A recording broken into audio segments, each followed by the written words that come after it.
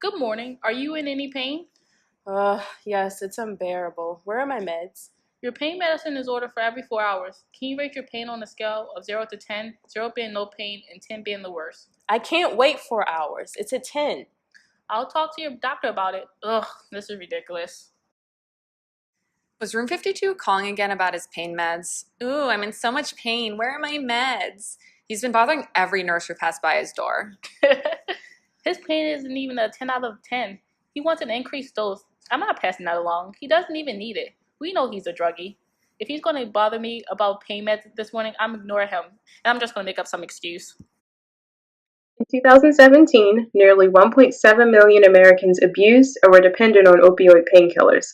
Hospitalized patients who misuse opioids may receive inadequate pain relief resulting from the care provider's misconceptions or personal bias. Patients with histories of substance use are often perceived as needy, manipulative, and drug-seeking, and care provision may be inappropriate or inadequate out of fear of supporting their addiction or to demonstrate a tough love approach.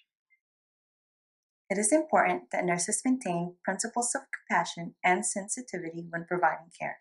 When nurses harbor negative attitudes toward patients who suffer from addiction, this leads to effects such as spending less time with patients, delaying care, and failing to advocate.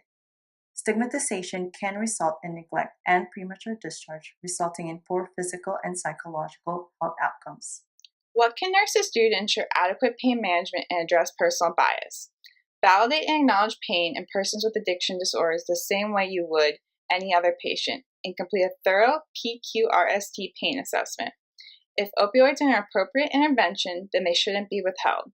There is currently no evidence indicating that the inpatient use of opioids worsens addiction. On the other hand, withholding pain medication can contribute to withdrawal. Unrelieved pain is associated with stress and increased drug cravings in people with active addictions. Also note that vital signs aren't always reliable indicators when determining pain intensity. Nurses may not receive adequate education about managing patients with substance use disorders. Educating nurses about substance use disorders leads to increased confidence, improved attitudes, and more effective patient care. Creating awareness for this issue in nursing practice can promote interactions that help nurses address personal bias while providing appropriate care and pain management for patients with substance use disorders. This is how the nurse should have handled the situation. Was that 52 ringing the bell?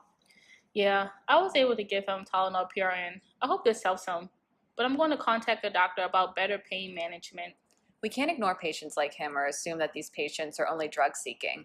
We have to be cautious, but we can't just dismiss their complaints of pain.